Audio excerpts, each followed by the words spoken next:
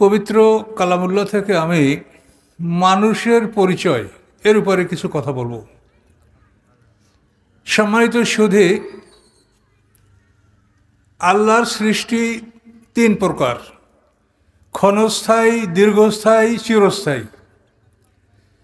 খুব মনোযোগ সহকারে শুনতে হবে। আল্লাহর সৃষ্টি তিন প্রকার: ক্ষণস্থায়ী, দীর্ঘস্থায়ী, চিরস্থায়ী। ক্ষণস্থায়ী সৃষ্টিগুলি আল্লাহ কিভাবে সৃষ্টি করেছেন আল্লাহ বলেন, বিসমিল্লাহির রহমানির রহিম, ইদা আরাদাল্লাহু বিশাইইন আইয়াকুলা লাহু কুন ফায়াকুন। আল্লাহ যখন কোনো কিছু ইচ্ছা করতে চান তিনি বলেন কুন হও, ফায়াকুন অতঃপর সে হয়ে যায়। তো কুন ফায়াকুনে যারা সৃষ্টি তারা ক্ষণস্থায়ী বা আল্লাহর সৃষ্টি বটে, কিন্তু অতটা গুরুত্বপূর্ণ না। দীর্ঘস্থায়ী, এই আকাশ পৃথিবী যার মধ্যে আমরা বসবাস করছি এটা দীর্ঘস্থায়ী। এই আকাশ পৃথিবী সৃষ্টি করছেন আল্লাহ 6 দিনে। রবিবার শুরু করেছেন, রবি সোম 2 দিনে পৃথিবী সৃষ্টি করেছেন। মঙ্গল বুধ 2 দিনে পৃথিবীর মধ্যে খাদ্য খাদক, নদী, সমুদ্র, খনিজ সম্পদ সৃষ্টি করেছেন। রবি সোম মঙ্গল বুধ। বৃহস্পতি শুক্র এই 2 দিনে আকাশ সৃষ্টি করেছেন, চন্দ্র সূর্য গ্রহ নক্ষত্র সৃষ্টি করেছেন। তাহলে শনিবার আল্লাহ কিছু করেন নাই, 6 দিনে সৃষ্টি করেছেন, শনিবার বাদ। এই জন্য ইহুদিরা মনে করে যে আল্লাহ তাআলা শনিবার কিছু করেন নাই তো আমরাও করব না, শনিবার আমরা ছুটির দিন পালন করব। এই জন্য ইহুদিদের কাছে শনিবার হচ্ছে তাদের ছুটির দিন। তো এই 6 দিনে আল্লাহ তাআলা আকাশ পৃথিবী সৃষ্টি করেছেন। বিজ্ঞানীরা বলে যে এই আকাশ পৃথিবীর বয়স অন্তত 450 কোটি বছর হতে পারে। বিজ্ঞানীদের কথা এভলিউশনারি, এগুলা বিবর্তনশীল কথা, তাদের এক থাকে না, পরিবর্তন হয়। তবুও মোটামুটি তারা একটা ধারণা দিয়েছেন। আগে বলা হয়েছে 1200 কোটি বছর, এখন বলা হয় যে 450 কোটি বছর আগে আকাশ পৃথিবী আল্লাহ সৃষ্টি করছেন, হতে পারে। সম্মানিত সুধী, এরপরে হলো মানুষ। এই মানুষ হলো আল্লাহর সৃষ্টির মধ্যে 1 নম্বর। ক্ষণস্থায়ী, দীর্ঘস্থায়ী, চিরস্থায়ী। এই মানুষ হচ্ছে চিরস্থায়ী, মানুষের কোনো শেষ নাই। মানুষ মরে না। তাহলে কি হয়? মানুষের যখন মৃত্যু হয় তখন শুধু তাকে সেপারেশন করা হয়। একটু বুঝতে হবে বিষয়টা। আমাদের দেহটা 2টা জিনিস দ্বারা, এই দেহটা আপনারা আমরা বসে আছি। কি কি? একটা হলো পদার্থের দেহ, পানি, মাটি, আগুন, বাতাস পদার্থের দেহ, এই physical part of the body. আর একটা হলো spiritual part of the body, অর্থাৎ আধ্যাত্মিক দেহ। সেটা হলো নফসে মুতমাইন্না, নফসে লাওয়ামা, নফসে আম্মারা, রূহ। আমার সাথে বলেন তো, নফসে মুতমাইন্না, নফসে লাওয়ামা, নফসে আম্মারা, রূহ। এই 4টা আমাদের ভিতরে আছে। এই থাকার কারণে আমরা এখানে বসে আছি। যখন আমরা ঘুমাই 3টা নফস বের হয়ে যায়, নফসে মুতমাইন্না, নফসে লাওয়ামা, নফসে আম্মারা, আর শুধু রূহটা থাকে, আমরা ঘুমাই। 4টা যখন বের হয়ে যায় তখন আমরা মৃত। তো এখন আমাদের দেহ 8টা জিনিস নিয়ে, সবাই এখন এই 8টা জিনিস নিয়ে আমরা এখানে বসে আছি, কথা বলছি, আমরা বন্ধু সুলভ সবাই। কিন্তু এই 4টা জিনিস যখন বের হয়ে যাবে তখন এই 4টা জিনিসকে আল্লাহ তাআলা ইল্লিন অথবা সিজিনে সংরক্ষণ করবেন। মোমেনের গুলি ইল্লিনে এবং কাফেরের গুলি সিজিনে। এখানে আমরা সংরক্ষিত থাকব। আর মাটির দেহটা, পদার্থের দেহটা, এটা পদার্থের সাথে বিলীন হয়ে যাবে। আমাদের দেহটা পচে গলে পানি, মাটি, আগুন, বাতাসের সাথে মিলে যাবে। তাহলে আমাদের এই যে মৃত্যুটা, এটা হলো একটা সেপারেশন। দেখেন, এই যে আপনার মাইক কথা বলছে, কিন্তু 2টা তার আছে এর মধ্যে। একটা তার খসাই ফেলেন আর কিন্তু মাইক আওয়াজ করবে না। তো আমরা ওরকম 2টা জিনিস, যে আমাদের এই পদার্থের দেহ, এর মধ্যে আমাদের আধ্যাত্মিক দেহ। কি কি? নফসে মুতমাইন্না, নফসে লাওয়ামা, নফসে আম্মারা, রূহ। এই 4টা। এই 4টাকে যখন পৃথক করা হয় তখন মানুষ মৃত। এগুলি তাফসিরের ব্যাপার, তো ধীরে ধীরে শোনার ব্যাপার। মানুষের যখন মৃত্যু হয় তখন কিভাবে মৃত্যু হয় একটু শোনেন। কাফের এবং মোমেন, পৃথিবীর মানুষ কিন্তু দুই দলে বিভক্ত। আপনারা ৭৩-৭২ দল যাই বলেন, এটা আল্লাহ বলেন নাই। আল্লাহ বলছেন হুয়াল্লাযী খালাকাকুম ফামিনকুম কাফের ওয়া মিনকুম মুমিন। তিনি তোমাদেরকে সৃষ্টি করেছেন, তোমরা দুই দল, মোমেন এবং কাফের, এর বাইরে কোনো দল নাই। যে লা ইলাহা ইল্লাল্লাহ বলে সে মোমেন, আর এই লা ইলাহা ইল্লাল্লাহ কালেমাকে যে অস্বীকার করে সে কাফের। কিন্তু মোমেন হলেই হবে না, এরা পরীক্ষার সম্মুখীন হবে।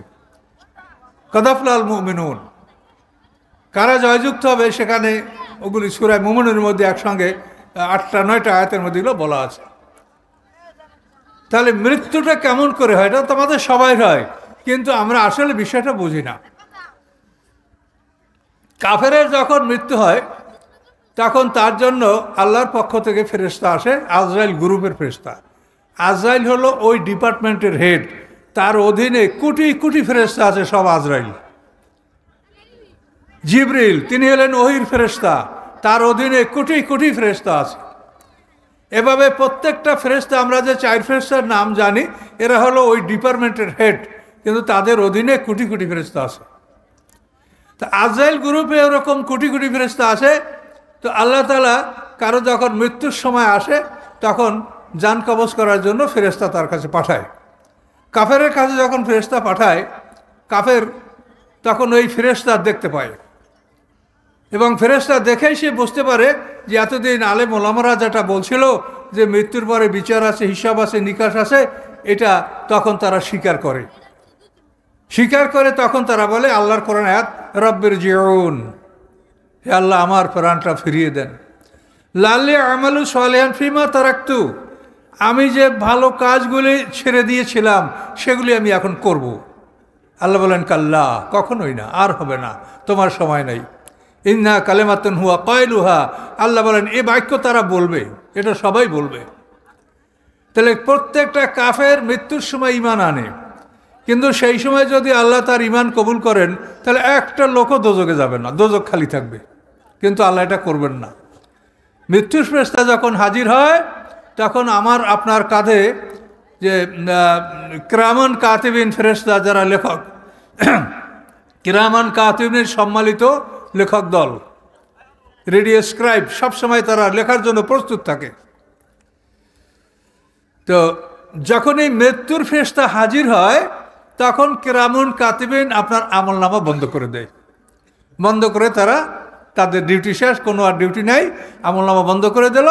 এখন জান কবজের ফেরেশতারা জান কবজ করিয়া এটা আল্লাহর হুকুমে আল্লাহর কাছে তারা নিয়ে যাবে। আল্লাহ যেখানে হুকুম দেবেন সেখানে তারা রাখবে, এবং হুকুম আল্লাহ দিয়েই দেন। জান কবজের সময় এই হুকুমটা দিয়ে দেওয়া হয় যে এভাবে জান কবজ করো এবং এতটুকু কষ্ট দাও, এভাবে এতটুকু মারো, মাইরা জান কবজ করো, তাকে তার অমুক জায়গায় তার ঠিকানায় নিয়ে যাও। এটা কিন্তু আল্লাহ ওই ফেরেশতাদেরকে বলে দেন। এদেরকে রাসূল বলা হয়েছে কোরআনের ভাষা, যে আমার রাসূলগণ তাদের জান কবজ করে। রাসূল মানে দূত, অর্থাৎ তাদেরকে বিশেষ আদেশ দেওয়া হয়, সেই আদেশ অনুযায়ী তারা জান কবজ করে। এখন মৃত্যুর সময় প্রত্যেকটা মানুষ ঈমান আনে। এর কোরআনে একেবারে স্পষ্ট বহু দৃষ্টান্ত আছে। আপনারা ফেরাউন সম্পর্কে সবাই জানেন। এই ফেরাউন যখন লোহিত সাগরে ডুবে যাচ্ছিল তখন ফেরাউন স্পষ্ট ভাষা ঈমান আনছিল।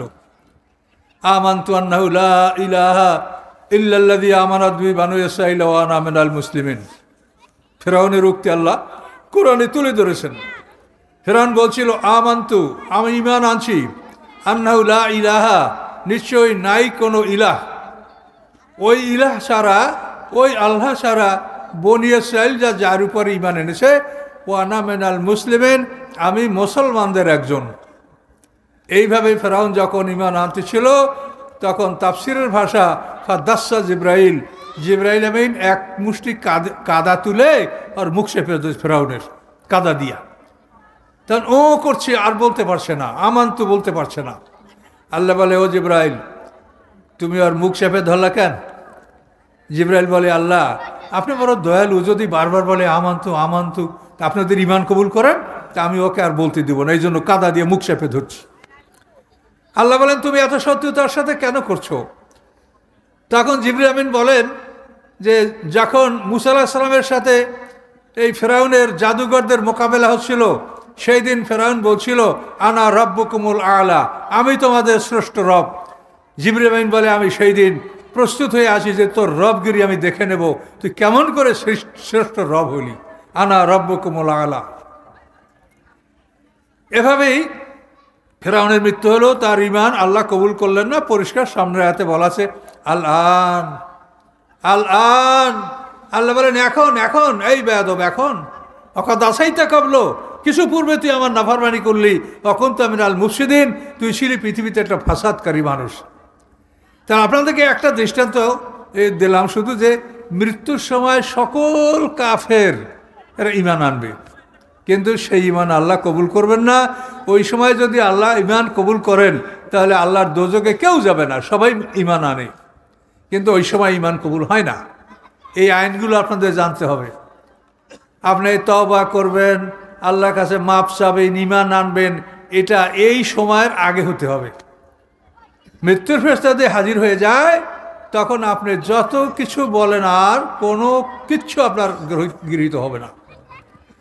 তাহলে এখন ফেরেশতারা এসে বলে, এই নফসে খবিস, বের হ, তোর প্রাণটা বের করে দে। তখন ওই প্রাণটা দেহের মধ্যে পালাবে, এমনভাবে পালাবে যে ফেরেশতারা তাকে খুঁজে পাওয়া কষ্ট হয়ে যাবে। তখন ওই ফেরেশতারা কি করবে, আল্লাহর হুকুমে এরা দুই দলে ভাগ হয়ে যাবে। একদল ভাগ হয়ে দেহের মধ্যে ডুব দিবে, ডুব দিয়া প্রাণটা প্রত্যেকটা পশমের গোড়ার থেকে টাইনা টাইনা তার মুখের কাছে নিয়ে আসবে, আবার ছেড়ে দেবে, আবার টানবে, আবার ছেড়ে দেবে।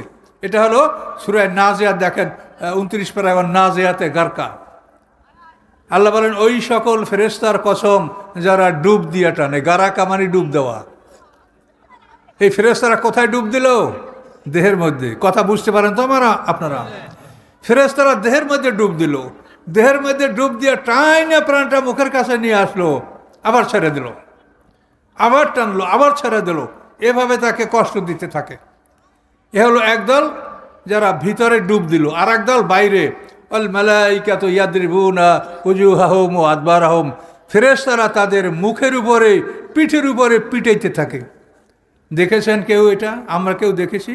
কোরআন বলছে যে কাফেরের মৃত্যুর সময় একদল ফেরেশতা তার ভিতরে ঢুকে তার প্রত্যেকটা পশমের গোড়ার থেকে তার প্রাণটা টেনে নিয়ে আসতেছে, আর একদল বাইরে বসে মুখে ইয়াদরিবুনা উজুহাহুম ওয়া আদবারহুম, মুখমণ্ডলে, পিঠে তাকে পিটাইতে থাকে।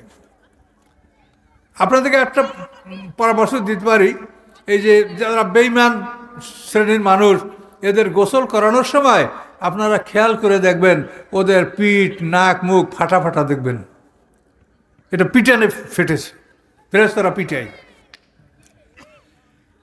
এইভাবে কাফেরের জান কবজ হয়, যেটা কোরআনে বলা আছে, কিন্তু আমরা এটা কেউ দেখি না যে তাদের জান কিভাবে কবজ হচ্ছে। আর মোমেনের জান কবজ করার সময় আসলে আজরাইল গ্রুপের ফেরেশতা এসে বলে, হে নফসে মুতমাইন্না, হে শান্তির আত্মা, উখরুজি, তুমি বের হও।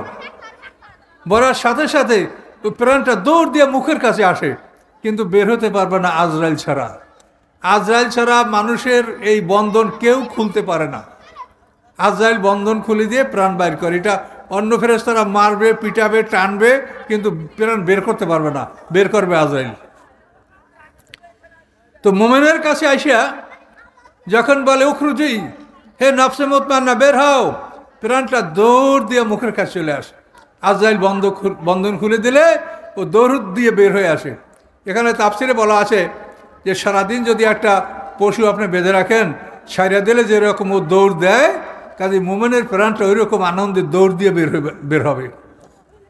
স্কুল ছুটি হইলে যেরকম ছেলেরা দৌড় দেয়, ঠিক ওই রকম মোমেনের প্রাণটা দৌড় দিয়ে বের হবে, তাকে মারা পিটা কিচ্ছু লাগবে না। সে বলবে আল্লাহুম্মা রফিকুল আলা, হে আল্লাহ আপনি আমার শ্রেষ্ঠ বন্ধু, আপনার কাছে আমি যাব। এভাবে একটা মানুষের মৃত্যু সংগঠিত হয়।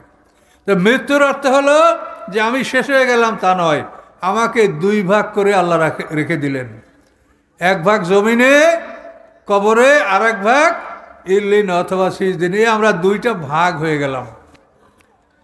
এই দুইটা ভাগ হইয়া আমরা পর্দার আড়ালের জগতে থাকবো, যেটা কোরআনে আল্লাহ বলেছেন অমে ওয়ারাহিম বারজাকুন ইলা ইয়াউমি ইউবআসুন, তাদের সামনে রয়েছে পর্দার আড়ালের জগৎ পুনরুত্থান দিবস পর্যন্ত। মৃত্যুর পর থেকে পুনরুত্থান, কিয়ামত, ইসরাফিলের দ্বিতীয় সিংহার ফুৎকার পর্যন্ত এইটার নাম হলো বারজাক। এগুলো আমার আলোচনা আছে, সেইখানে আপনি শুনবেন। প্রত্যেকটা মানুষের দুইটা মরণ, দুইটা জন্ম, দুইটা জীবন, দুইটা বারজাক, এর বিরাট আলোচনা আছে, আপনারা শুনবেন। তাফসির করতে একদিনে তো আর অনেক কথা যদি বলতে চাই তো কিছুই আপনারা বুঝতে পারবেন না। তো ওটা আমি শুধু ইশারা করে রাখলাম, এই ভাই থেকে সাহায্য নেবেন, এগুলো দেখতে পাবেন। আমার হাজার হাজার আলোচনা আছে। আমার এই কোরআন শরীফের প্রথম থেকে শেষ পর্যন্ত সব ইউটিউবে দেওয়া আছে, যে কোনো সূরা আপনি ইচ্ছা করেন জানতে পারবেন ইনশাল্লাহ। আমি এই কোরআন শরীফের তাফসির লিখেছি, আমার আলো আদার 11টা বই আমার বের হয়েছে, রাসূলের জীবনী লিখেছি, এরপর কোরআন একটা তর্জমায় সেটা আমি এখন প্রুফ দেখতেছি ইনশাল্লাহ। সেটাও 1400 পৃষ্ঠার একটা কোরআনের তর্জমা আমার শব্দার্থ সহ ইনশাল্লাহ বের হবে। দোয়া করেন আল্লাহর কাছে। আমি চেষ্টা করে যাচ্ছি যে আপনারা যাতে আমার মরে যাওয়ার পরেও খুঁজে যাতে পান, যে দিন বুঝতে হলে যা দরকার এটা আমার সাধ্য অনুযায়ী আমি চেষ্টা করছি, বাকি আল্লাহর ইচ্ছা। তো সম্মানিত শুধু তো মানুষ হলো চিরস্থায়ী, অর্থাৎ আমরা যে মরি এর মানে আমরা শেষ হয়ে গেলাম না, আমাদেরকে পৃথক করে রাখা হলো। পৃথক করে রাখা হয়েছে ইসরাফিলের সিংহার ফুৎকারে আমরা জীবিত হব, দ্বিতীয় সিংহার ফুৎকারে। তো এখন এই দ্বিতীয় সিংহার ফুৎকারে আমরা জীবিত হব, এর আগ পর্যন্ত আমরা এই পৃথক থাকছি, ইল্লিনে সিজিনে এক অর্ধেক আর অর্ধেক মাটিতে। তাহলে মানুষ অমর, অক্ষয়, মানুষ মরে না। মানুষের জন্য এই পৃথিবীটা হচ্ছে পরীক্ষার হল। এখানে আমরা পরীক্ষা দেব, পরীক্ষা দেওয়ার পরে আমাদের খাতাপত্র এটা আমার গলায় ঝুলানো থাকবে। হাসরের ময়দানে এই খাতা দেখা বিচার হবে, খাতা বলছেন আমলনামা, এটা দেখা আল্লাহ তাআলা বিচার করবেন। বিচারের পরে আমাদেরকে যে জায়গায় পাঠাবেন, জান্নাত এবং জাহান্নাম। মানুষ বলছি না দুই দল, মরার পরে ইল্লিন সিজিন, বিচারের পরে জান্নাত জাহান্নাম। আর কোনো দল আছে? হিজবুল্লাহ হিজবুল শয়তান, আর কোনো দল আছে? আসাবুল ইয়ামিন আসাবুল শিমাল, দুইটা দল। কাজে মানুষ হলো দুই দল, মানুষ আর কোনো দল নাই মানুষের। কিন্তু আমরা এগুলা ভুলবশত, এগুলো হাদিসে আসে বলে লোকে বলে, ওই জন্য অনেক আমাকে বলে যে উনি হাদিস মানে না। হাদিস না মানলে কোনো মানুষ মুসলমান হইতে পারে বলেন? রাসূলের কথা যে মানে না সে কি মুসলমান? কাজে এই কথাটা বলা যারা বলে তারা ভুল বলে, না বুঝে বলে। হাদিস বলতে হাদিসের নামে তো অনেক ইহুদিরা জাল হাদিস ঢুকাই দিয়েছে, যেগুলি দ্বারা আল্লাহ রসুলের অপমান হচ্ছে। আল্লাহ রসুল ইহুদির বাড়িতে কাজ করতে গেছে, ইহুদি পাইল কোথায় আল্লাহ রসুল? আল্লাহ রসুল মদিনার বাদশাহ, তিনি রাজা, তিনি কোটি কোটি টাকার সম্পদের মালিক। আল্লাহ রসুল যখন বিবি খাদিজাকে বিয়ে করছেন 20টা উট মহারানা দিয়েছেন। কয়টা উট? আপনারা কয়টা উট মহারানা দিয়েছেন বউরে? একটা উটের দাম 2 লক্ষ টাকা কমপক্ষে। আল্লাহ রসুল 20টা উট দিয়েছেন বিবি খাদিজাকে মহারানা। তিনি যখন উমরাতুল কাজা করতে গেছেন 70টা উট আল্লাহ রসুল, হুদায়বিয়া সন্ধির সময় 70টা উট আল্লাহ রসুল কোরবানি করেছেন। তিনি যখন হজ করেছেন তখন 100টা উট কোরবানি করেছেন। 63টা উট আল্লাহ রসুল নিজ হাতে জবে করেছেন। 37টা উট হযরত আলী রাদিয়াল্লাহু তাআলা আনহু রসুলের পক্ষে জবে করেছেন। তাহলে এই লোকটা গরিব ফকির? তাহলে ইহুদিরা তার ব্যাপারে এমন মিথ্যা কথা বলে যাতে আমাদের রাসূলের ইজ্জত নষ্ট হয়। কাজে এগুলো আপনার বুঝতে হবে। হাদিসের মলাটের মধ্যে পাইলি হাদিস কোরআন না, এই কোরআনের মলাটের মধ্যে যা আছে আপনি বুঝলেও মানতে হবে, না বুঝলেও মানতে হবে। কিন্তু হাদিসটা তা না, এটার মধ্যে অনেক জাল হাদিস আছে। এগুলি যারা গবেষণা করে তারা বুঝতে পারে, গবেষণা না করে যারা ওই মলাটের মধ্যে আছে হাদিস, তাই হাদিস ওয়াজ করে, এরকম ওয়াজ করে তো সমাজটা নষ্ট হয়ে গেছে। একটা মানুষ সঠিকভাবে আল্লাহর দ্বীনকে বুঝতে পারছে না। আপনারা কোরআন থেকে দেখেন, যুদ্ধে যত সম্পদ আসবে এর 5 ভাগের 1 ভাগ রাসূলের একার, 4 ভাগ সমস্ত সৈন্যবাহিনীর। এখন মদিনা শহরের ইহুদি বনু নজির, ইহুদি বনু কুরাইজা, ইহুদি বনু কাইনুকা, এই যে 3টা বৃহত্তর ইহুদি দল, তাদের বিশাল দুর্গ ছিল, বিশাল খেজুরের বাগান ছিল। এই সব বিশাল এলাকা সব মুসলমানদের দখলে আসে। এগুলোর 5 ভাগের 1 ভাগ আল্লাহ রসুলের একার। এখন আল্লাহ রসুল গরিব না ধনী? এরপরে খাইবারের যুদ্ধে খাইবার, ফেদাক, তাইমা, ওয়াদিউল কোরা, এইসব যত দুর্গগুলি বিনা যুদ্ধে জয় হয়েছে, এই সবগুলি মালিক হয় এবং এগুলির মালিক ছিলেন আল্লাহ রসুল। বাংলাদেশের মতো এরকম কয়েকটা দেশ আল্লাহ রসুলের তিনি মালিক ছিলেন। আর বলা হয় কি আল্লাহ রসুলের তেল ছিল না, তেবুক ছিল না, খাবার ছিল কি। একটা সময় একটু কষ্ট গেছে, সেটা হলো আল্লাহ রসুল যখন হিজরত করেছেন, তো হিজরত করলে আপনি যদি পালাইয়ে যান তা আপনি নিতে পারেন তেমন কিছু। এই হিজরতের ১.৫ বছর পর বদরের যুদ্ধ হয়েছে, এরপরেই মুসলমানদের কাছে শত শত লক্ষ লক্ষ কোটি কোটি টাকা সম্পদ আসতে থেকেছে, আর অভাব থাকে নাই। ওই ১.৫ বছরেও মদিনার আনসাররা ব্যাপকভাবে এই মুহাজিরদেরকে সাহায্য করেছেন। যাতে আল্লাহ রসুলের কষ্ট হতে পারে এমন কোনো ঘটনা আমরা চিন্তাও করতে পারি না। আল্লাহ রসুলের জামাই আরবের শ্রেষ্ঠ ধনী ওসমান গনি, শ্বশুরে না খাই থাকবে, জামাই দেখবে।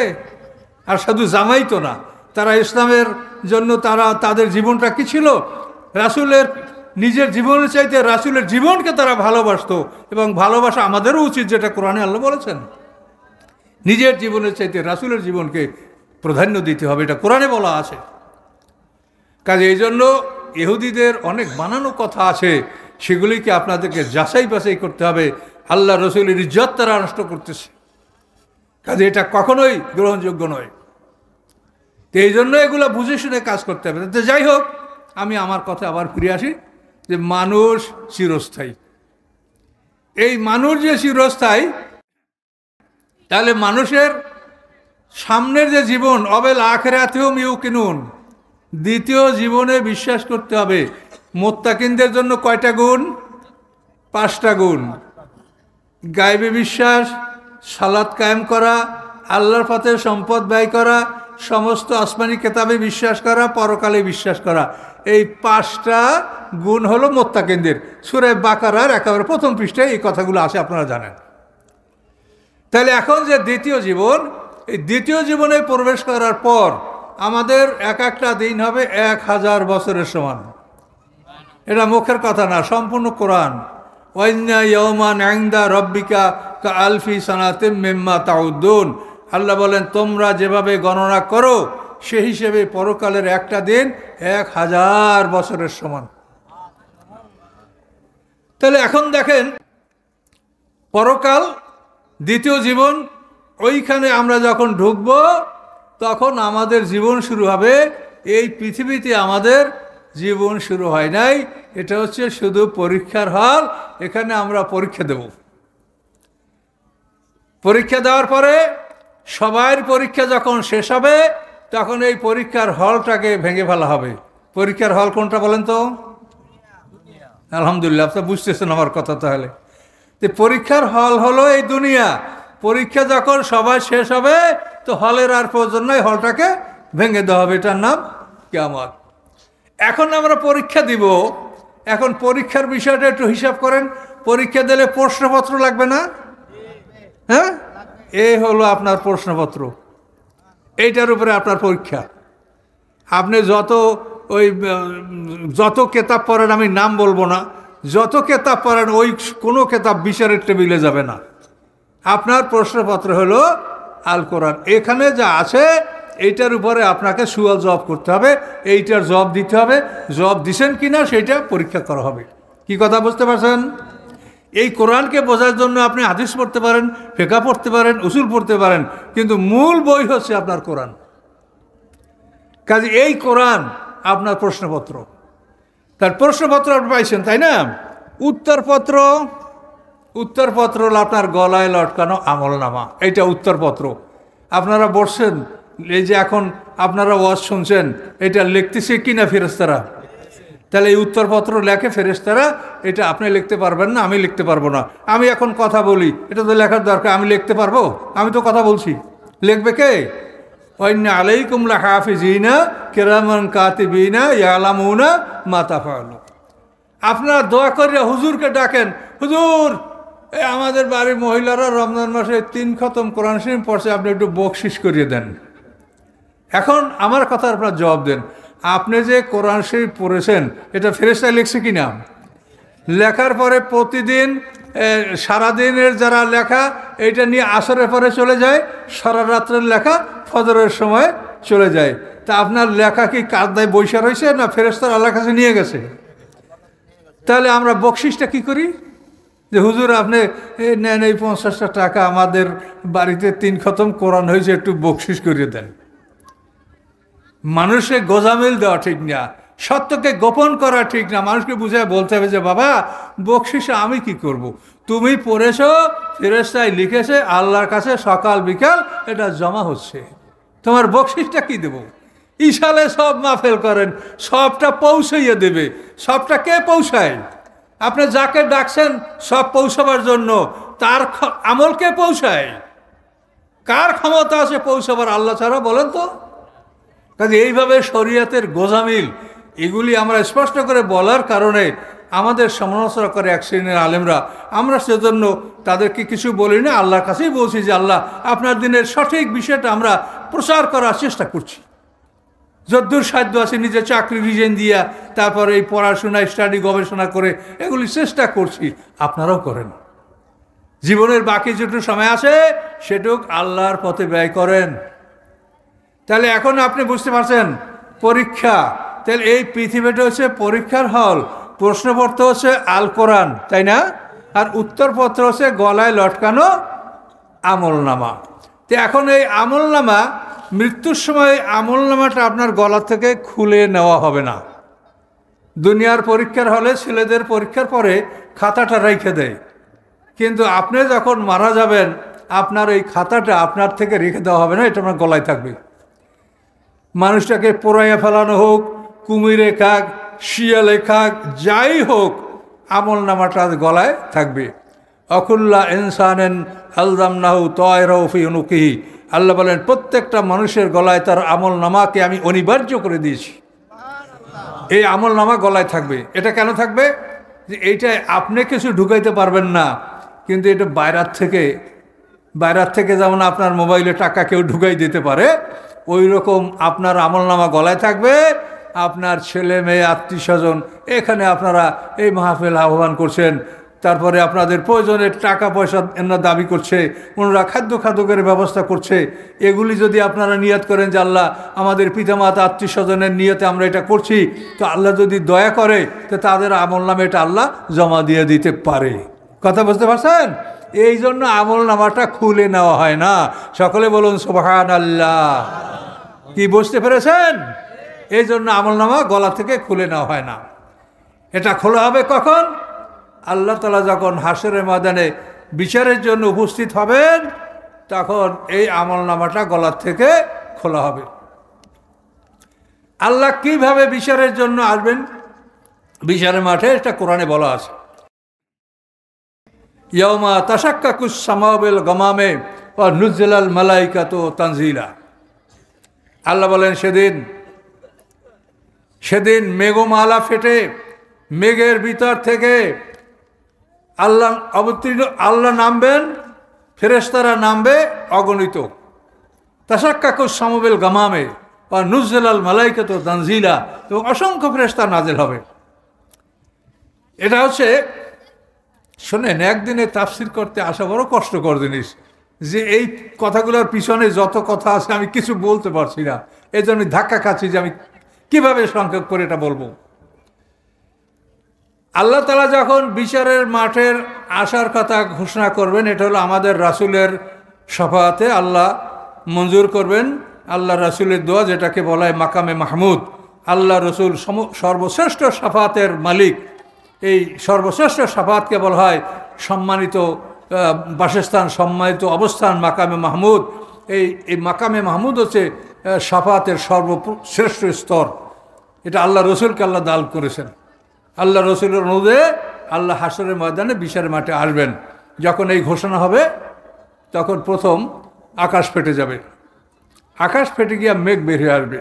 সেই মেঘের মধ্যে থাকবে ফেরেশতা, এরা জমিনে নামবে। নামার পরে লোকেরা জিজ্ঞাসা করবে যে আপনারা কত? বলবে হাসরের ময়দানে যত প্রাণী আমরা তত। তো আপনাদের সাথে কি আল্লাহ আসে? যে না, আল্লাহ আসেননি। এরপরে আবার আকাশ ফাটবে, ফাটার পরে আবার মেঘ বের হবে, সেই মেঘের মধ্যে ফেরেশতা থাকবে। মানুষেরা বলবে আপনারা কত? বলবে আমরা প্রথমবারের দ্বিগুণ। হিসাব রাখেন, আমরা প্রথমবারের দ্বিগুণ। এরপরে মানুষেরা জিজ্ঞাসা করবে আপনাদের সাথে কি আল্লাহ নেমেছেন? না, আল্লাহ আসেননি। তারপর তৃতীয়বার আকাশ ফাটবে, আবার বড় মেঘ বের হয়ে আসবে। এই মেঘের মধ্যে ফেরেশতারা আসবে দ্বিতীয়বারের দ্বিগুণ। এখন কয় গুণ হলো? 1 গুণ, 2 গুণ, 4 গুণ, তাই না? 2 আর 1 3 আর 4 7। প্রথম 1 গুণ, তারপর 2, এই 2 আর 1 3, পরে 4 গুণ 7। তাহলে হাসরের ময়দানে যত প্রাণী তার 7 গুণ ফেরেশতা নিয়ে আল্লাহ তাআলা মাঠে আসবেন, এবং এই তৃতীয়বারে যে ফেরেশতা আসবে এদের সাথে আল্লাহ তাআলা আসবেন। এটা কোরআনে বলা আছে যে আল্লাহ তাআলা সেদিন আসবেন। ওয়াহমিলু আরশা রাব্বিকা ফাওকাহুম ইয়াওমাইযিন সামানিয়া, এবং সেই দিন 8 জন ফেরেশতা আল্লাহর আরশ বহন করে নিয়ে আসবে। 8 জন ফেরেশতা। এভাবে আল্লাহ তাআলা বিচারের মাঠে যখন বসবেন, বসার পরে আল্লাহ তাআলা সর্বপ্রথম যে কাজটা করবেন সেটা হলো ওয়াল আরদু জামিয়ান কবজাতু ইয়াউমাল কিয়ামাতে ওয়াস সামাওয়াতু মাতবিয়াতুম বিয়ামিনি। 7 পৃথিবী আল্লাহর বাম হাতে থাকবে, 7 আকাশ আল্লাহর ডান হাতে থাকবে। এই 7 আকাশ 7 পৃথিবী 2 হাতে নিয়ে আল্লাহ বলবেন লিমানিল মুলক, বলো রাজত্ব কার, বলো রাজত্ব কার। পৃথিবীতে তোমরা সার্বভৌমত্ব নিয়ে টানা খেঁচা করেছো, সার্বভৌমত্ব কার? সর্বময় ক্ষমতার মালিককে। ফাঁসি হওয়ার আসামিকে মুক্তি দিতে পারে কে? হ্যাঁ, তো এই যে প্রশ্নটা আল্লাহর, সমস্ত ময়দান সবাই চুপচাপ, ভয় থেকে কথা বলবেই না।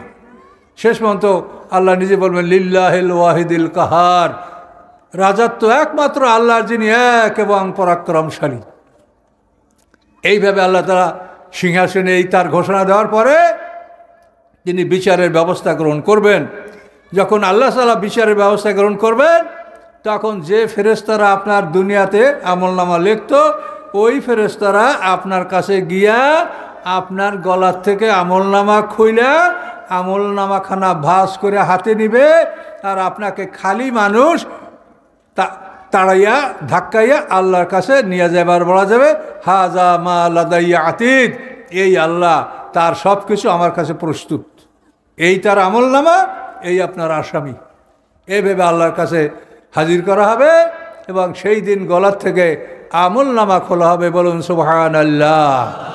আমি সব কথাগুলো আপনাদেরকে কোরআন থেকে বলছি, কোরআনে সব কথা বলা আছে, কিন্তু আমরা অত্যন্ত দুঃখের সহিত বলছি যে আজকালকের সমাজে কোরআনের কথা বরকতের জন্য একটা আয়াত পড়িয়া তারপর মানুষ সব আজে বাজে নিজেদের বানানো কথা বলে।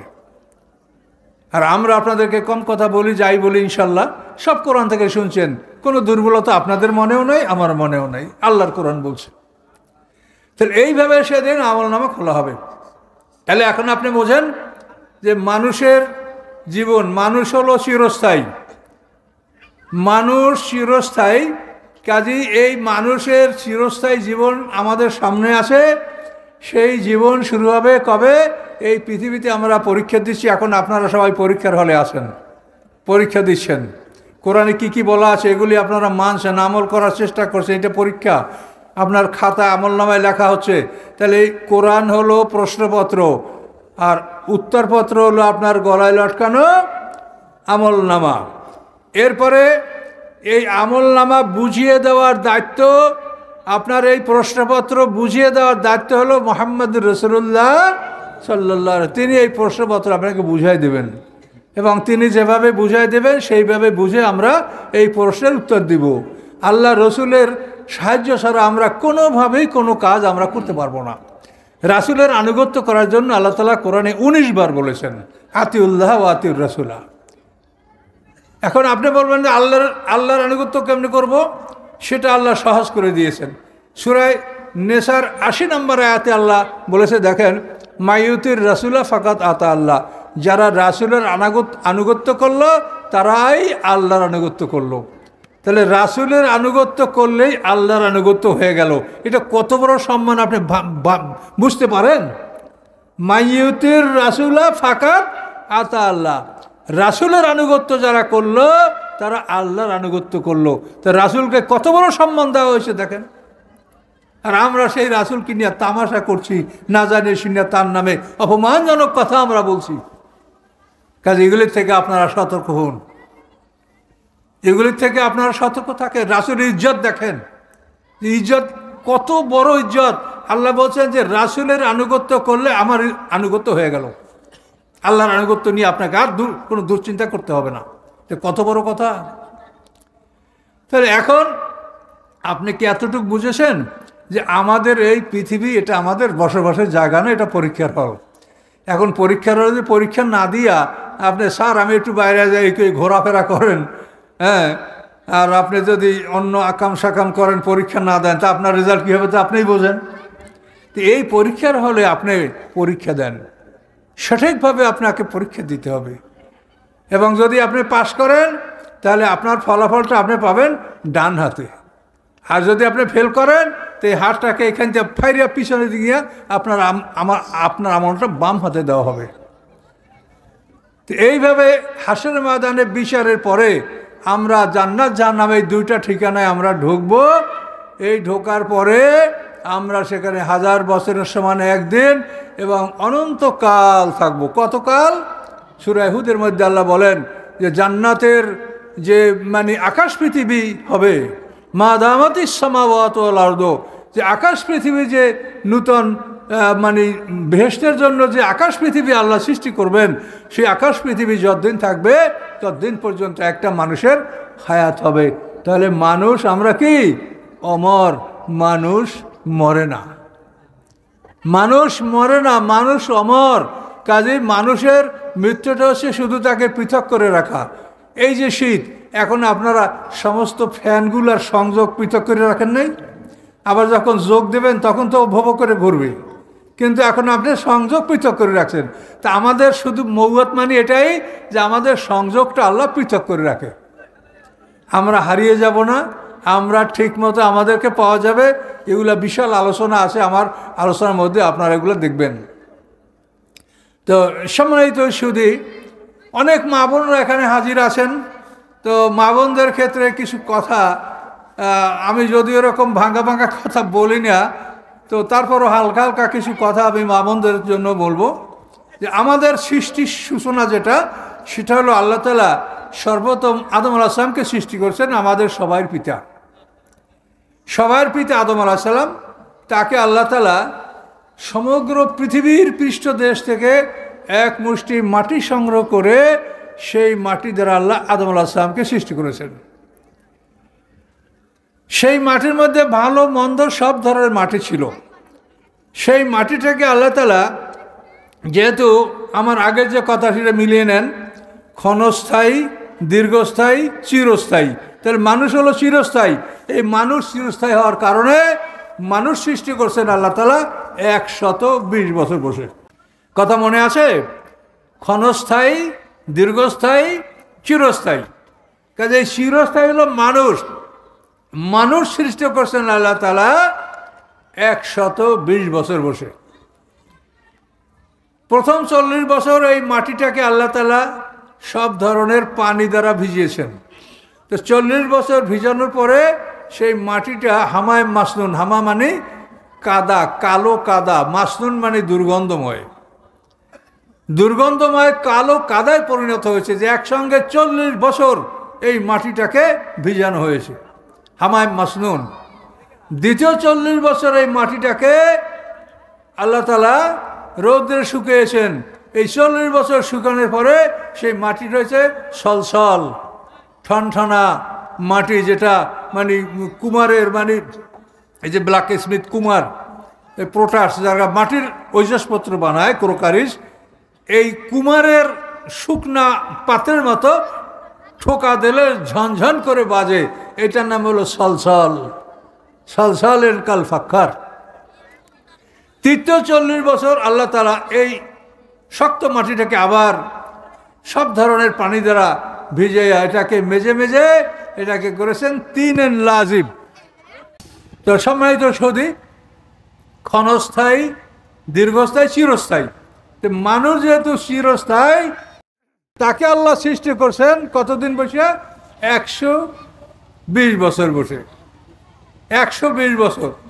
প্রথম 40 বছর পানিতে ভিজিয়েছেন, দ্বিতীয় 40 বছর রৌদ্রে শুকিয়েছেন, তৃতীয় 40 বছর মেজে মেজে গাড়া কাদায় পরিণত করেছেন, প্লাস্টিক কেলে গাড়া কাদা। তিন লাজিব, এই 340-120 বছর পার হয়ে যাওয়ার পরে এই মাটি দ্বারা আল্লাহ তাআলা আদম আলাইহিস সালামের মাটির দেহটা তৈরি করছেন। মক্কা এবং তায়েফের মাঝখানে দোহনা নামে জায়গায় বসে, বেআরদে দোহনা, মক্কা এবং তায়েফ, মক্কা থেকে তায়েফ মানে দক্ষিণ পূর্ব থেকে 90 কিলোমিটার দূরে, এর মাঝখানে আদম আলাইহিস সালামকে আল্লাহ তাআলা তৈরি করছেন। তৈরি করার পরে তার মধ্যে আল্লাহ প্রাণ ফুঁকে দিয়েছেন, তিনি জীবিত হয়েছেন, আল্লাহ তাকে সম্মান দিয়েছেন, ফেরেশতারা সিজদা করেছে। তারপরে মুহররমের 10 তারিখ শুক্রবার দিন শাস্তি রাখতে তাকে জান্নাতে নিয়ে যাওয়া হয়েছে। জান্নাতে নেওয়ার পরে জান্নাতে বসে আল্লাহ তাআলা মা হাওয়াকে সৃষ্টি করেছেন। মা হাওয়াকে সৃষ্টি করার পরে আমাদের যে পানি মাটি আগুন বাতাস আদমের সাথে নেওয়া হয়েছিল একই সঙ্গে, তো আমাদের এই অংশটা আল্লাহ বীর্যে রূপান্তরিত করে দিয়েছেন। আমরা আর পানি, আদমের মধ্যে আমাদের যে পানি মাটিটা ছিল এটা বীর্যে রূপান্তর করে দিয়ে আল্লাহ তাআলা পৃথিবী, সেই বীর্যের ধারাটা পৃথিবীতে আল্লাহ প্রবাহিত করে দিয়েছেন। সেই ধারায় আমরা পৃথিবীতে সৃষ্টি হচ্ছি, বলুন সুবহানাল্লাহ। তাহলে এখন ক্ষণস্থায়ী, দীর্ঘস্থায়ী, চিরস্থায়ী। তাহলে আদম হলেন চিরস্থায়ী, মানুষ আমরা চিরস্থায়ী। এখন আদম থেকে হাওয়া, দেখেন হাওয়াকে সৃষ্টি করেছে পাঁজর থেকে। পাঁজর থেকে যারা সৃষ্টি হয় তারা হয় জোড়া, আর বীর্য থেকে যারা সৃষ্টি হয় তারা হয় সন্তান। কথাগুলো ভালো করে বুঝেন। অনেক বক্তা সাহেবরা কিন্তু ভুলে বলে বসে যে মা হাওয়া আদমের সন্তান, নাউজুবিল্লাহ মিন যালিক। পাঁজর থেকে যারা সৃষ্টি হয় তারা হয় জোড়া, আর বীর্য থেকে যারা সৃষ্টি হয় তারা হয় সন্তান। তো এই আদম হাওয়াকে আল্লাহ তাআলা এভাবে সৃষ্টি করার পরে আমাদের যে মানে পানি মাটি আগুন বাতাসটা যেটা আদমের সাথে আল্লাহ একসঙ্গে নিয়েছিলেন, ওটাকে বীর্যে রূপান্তর করে দিয়ে সেই ধারা পৃথিবীতে প্রবাহিত করে দিলেন। আমরা পৃথিবীতে সেইভাবে আসছি। এখন এই সৃষ্টির মধ্যে দেখেন রহস্যটা, যেভাবে আদমকে সৃষ্টি করা হয়েছে ওইভাবে অন্য নারীদেরকেও সৃষ্টি করা হয়েছে। প্রত্যেকটা নারী তার স্বামীর পাঁজরের হাড্ডি থেকে সৃষ্টি। সূরা রুমের মধ্যে আয়াত আছে, আপনারা দেখেন, আমিন আয়াতিয়ান খালাকালাকুম মিন আনফুসিকুম আজওয়াজা, তোমাদের দেহ থেকে তোমাদের জোড়া সৃষ্টি করা হয়েছে। আপনার স্ত্রী আপনার দেহের অংশ। এই জন্য আপনি মনে করবেন, আপনি যদি মনে করেন আপনার স্ত্রী খুব রাগী, খুব ঝগড়ালো করা মানুষ, তা আপনিও ঠান্ডা মাথায় চিন্তা করে দেখেন যে আসলে আপনি ওই রকম, আপনিও ওই রকম ঠান্ডা মাথায় চিন্তা করে দেখেন যে আপনার দেহ থেকে আপনার স্ত্রী সৃষ্টি করা হয়েছে। কাজে আপনি যেরকম আপনার স্ত্রীও সেরকম।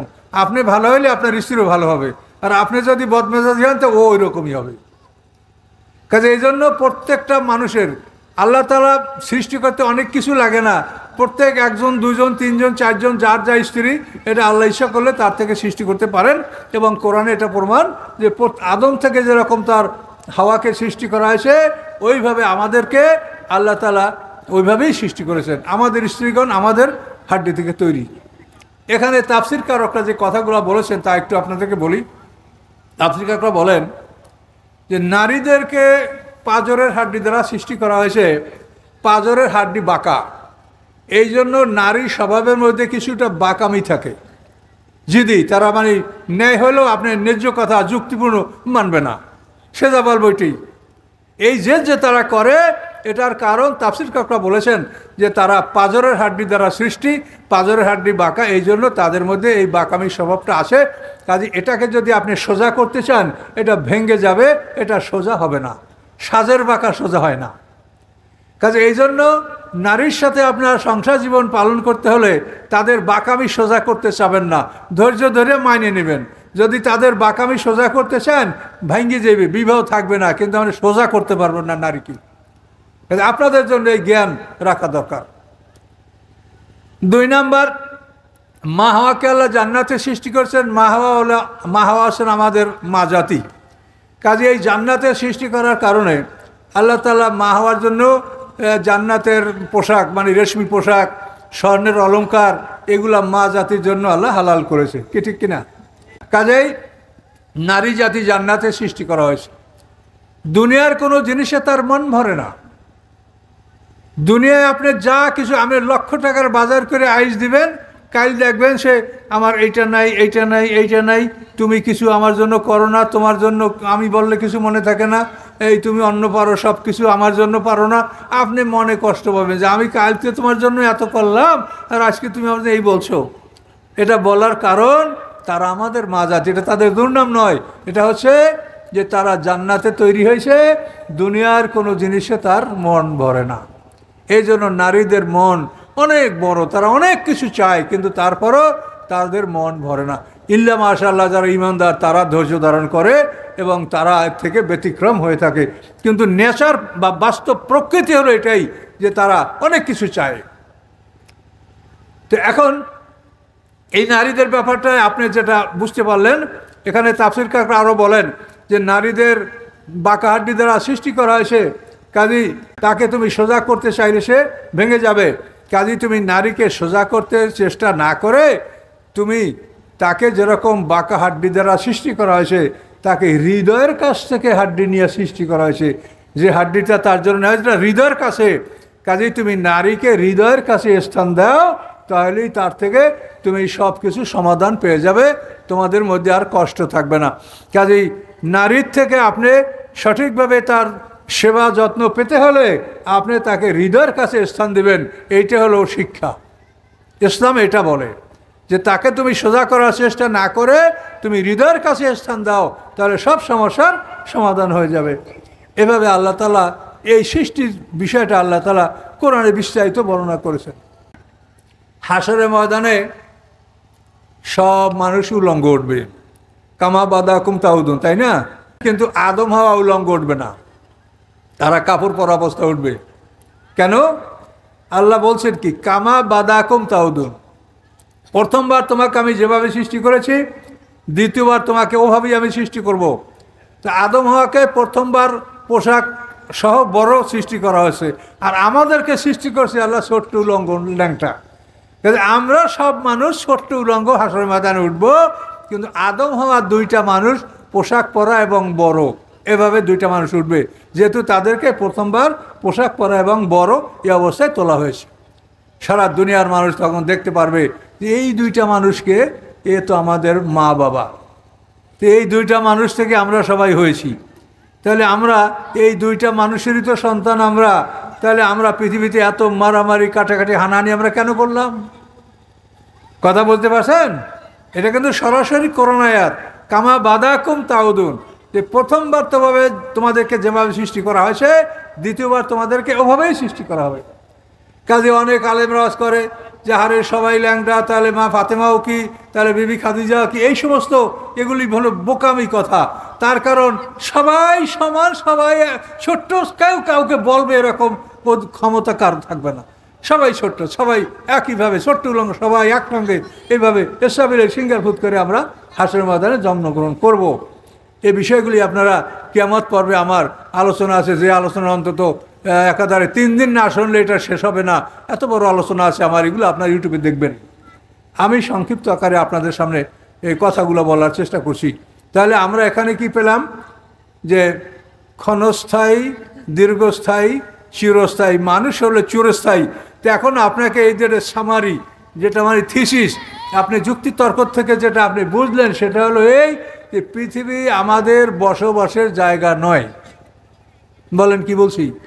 এই পৃথিবী আমাদের বসবাস করার জায়গা নয়, এটা পরীক্ষার হল, এবং আমরা পরীক্ষা দেওয়ার জন্য এখানে ঢুকেছি। এক এক যুগের জন্য এক একটা প্রশ্নপত্র আছে। আল্লাহ রসুল মুহাম্মদ সাল্লাল্লাহু আলাইহি ওয়াসাল্লাম দুনিয়াতে আসার পর থেকে কিয়ামত পর্যন্ত এই প্রশ্নপত্রের উত্তর দ্বারাই এই আপনাদের বিচার হবে, আমাদের বিচার হবে।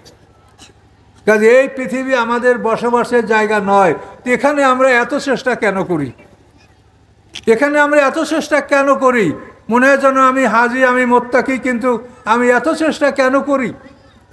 কাজে এখানে এগুলো বুঝতে হবে যে আমাদের ভুল, এই পৃথিবীটা এটা আমাদের বসবাসের জায়গা নয়।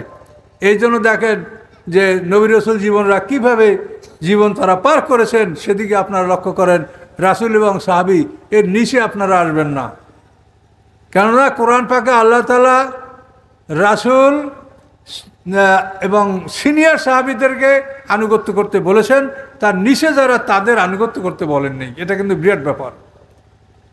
আপনারা যদি রাসূল এবং সিনিয়র সাহাবীদের আনুগত্য করেন, তাহলে আল্লাহ কি বলছেন, মাইয়ুতিল্লাহ ওর রাসূলা, যারা আল্লাহ এবং রাসূলের আনুগত্য করবে, ফাউলাইকা মাআল্লাযিনা, তারা তাদের সাথে থাকবে। কারা? আনআমাল্লাহু আলাইহিম মিনান নবিয়িনা ওয়াস সিদ্দিকিনা ওয়াস শুহাদা ওয়াস সালিহিনা হাসুনা উলাইকা রাফিকা। আপনি যদি আল্লাহ এবং রাসূলের আনুগত্য করেন, নবীন, সিদ্দিকিন, শুহাদা, সালেহিন, তাদের সাথে আপনি থাকবেন। কিন্তু এই নিচের এই লোকগুলোকে আনুগত্য করতে বলা হয় নাই, আনুগত্যকে বলা হচ্ছে আল্লাহ এবং তার রাসূলকে। তার কারণে নিচের লোকগুলো আনুগত্য করেন, তাহলে দল সৃষ্টি হবে, বিভিন্ন দল সৃষ্টি হবে। আব্দুল কাদের জিলানীর নামে আপনারা দল করছেন, তার জন্ম কত জানেন? 470 হিজরিতে তার জন্ম, 470 হিজরি। তাহলে আল্লাহ রসুলের ইন্তেকালের কত বছর পর? 460 বছর পর। আল্লাহ রসুল 10 হিজরিতে ইন্তেকাল করছেন। তাহলে আব্দুল কাদের জিলানী নামে তাকে আনুগত্য করার জন্য কাদরিয়া দল সৃষ্টি হলো। মঈনুদ্দিন সৃষ্টিকে মানার কারণে, তার আনুগত্য করার কারণে সৃষ্টিয়া দল সৃষ্টি হলো। বাহাউদ্দিন নকশবন্দিকে অনুকরণ করে মানে নকশবন্দিয়া তরিকা সৃষ্টি হলো। মোজাদ্দেদ আল ফিসানির অনুকরণ করে মোজাদ্দিয়া তরিকা সৃষ্টি হলো। আল্লাহ কি আপনাকে দলে দলে বিভক্ত হইতে বলেছে? তো এই দলে দলে বিভক্তের একমাত্র কারণ যে আল্লাহ এবং রাসূলের এই নিষেধ লোকগুলোকে আপনার আনুগত্য করতে গেলেই এই দল সৃষ্টি হবে। আর যদি আল্লাহ এবং রাসূলের আনুগত্য করেন, আর সিনিয়র সাহাবী যাদেরকে কথা কোরআনে বলা আছে, সূরা তওবার 100 নম্বর আয়াত দেখেন, তারপরে সূরা হাশরের 9 নম্বর আয়াত দেখেন, যেখানে এই সিনিয়র সাহাবীদের আনুগত্য করতে বলা হয়েছে। এর নিচে আপনারা নামলেই দল সৃষ্টি হবে। আর যদি এদের মধ্যে আপনারা সবাই যদি এদেরকে আমরা আনুগত্য করি, তাহলে আমরা এক দল। কি ঠিক কিনা বলেন? তা আল্লাহ তো কোরআনে সব পরিষ্কার বলেছে, কিন্তু আমরা আলেম সমাজ কোরআনের কথা আপনাদেরকে বলছি না। কোরআনের কথা আপনাদেরকে বলছি না, না বলার কারণে আপনারা এগুলো বোঝেন না। আর হঠাৎ করে কেউ বলতে গেলে সেটা আপনারা মানতেও পারছেন না, যে এতদিন কেউ বললো না তো উনি বলে কেন। এরকম মনে নানা রকম অসহস আসে এবং শয়তানের পক্ষ থেকে আপনাদের অন্তরে নানা রকম চাপ সৃষ্টি হয়। কাজে এই জন্য আপনাদেরকে বিষয়গুলি বুঝতে হবে। আমার কথা আপনারা এগুলো রেকর্ড করে একবার না বারবার এগুলো শোনেন, তাহলে আপনি বুঝতে পারবেন যে অবস্থাটা কী।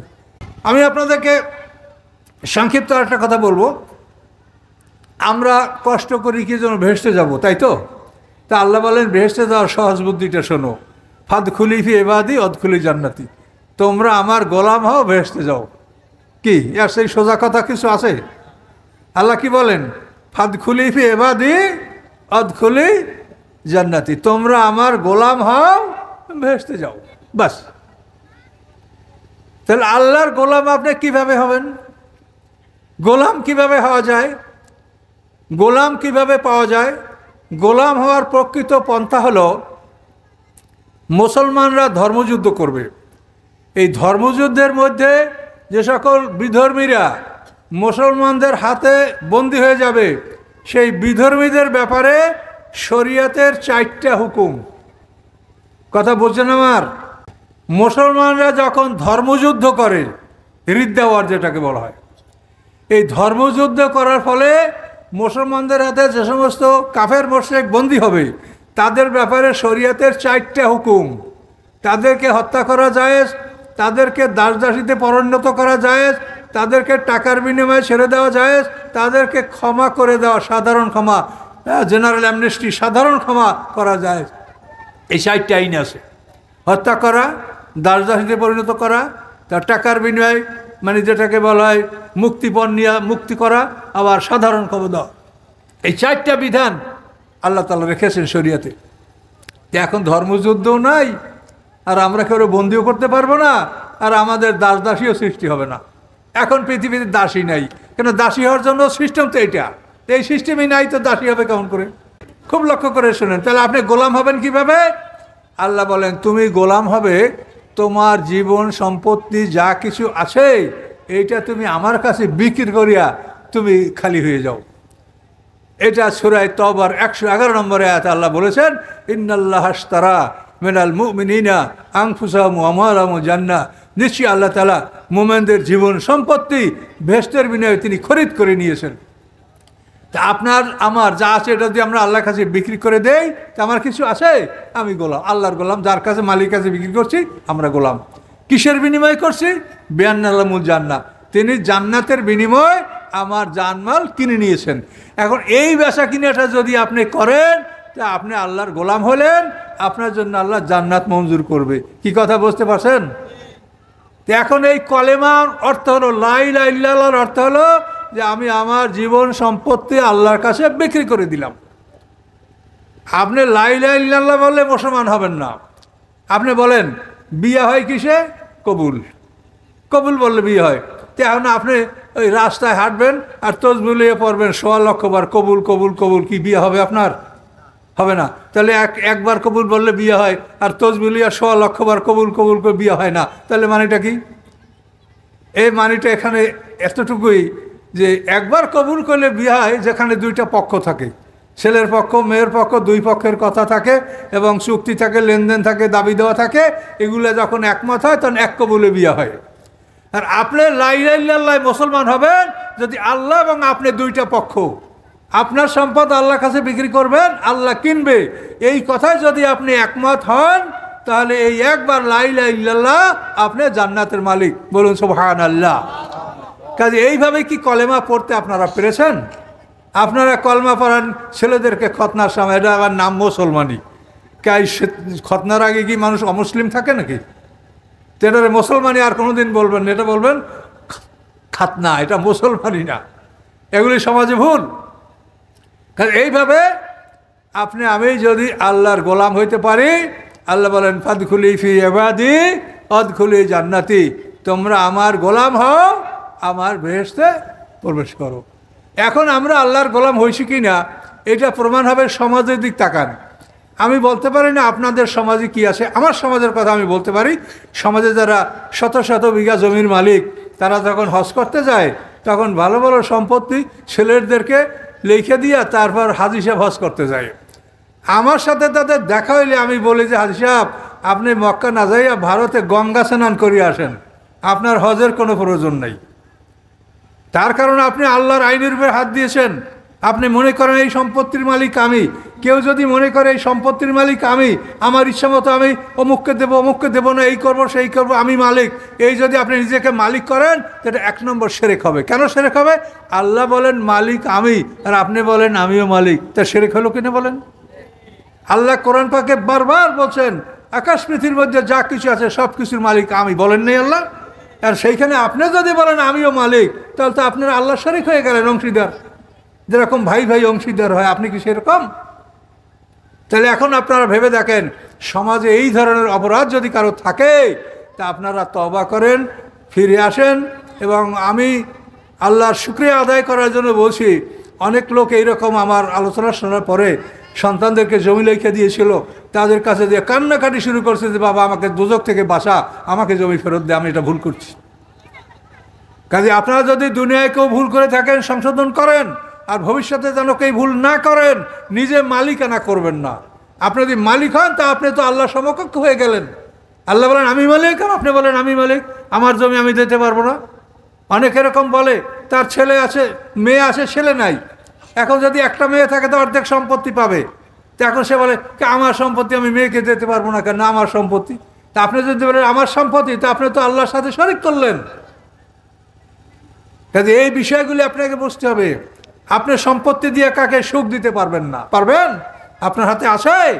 কাজে এই জন্য আল্লাহ যেটা বলে, সন্তান যদি কন্যা সন্তান 1-এর অধিক থাকে তারা 3-এর 2 পাবে, বাকি 1 অংশ সব মেয়েরা পাবে না। এটা দূরবর্তী আত্মীয় স্বজন আপনার পাবে। আল্লাহ যা বলছে তার কথা মানেন। যদি আপনি তার গোলাম হয়ে থাকেন, আপনি তার গোলাম হয়ে থাকেন তো তার কথা মানেন।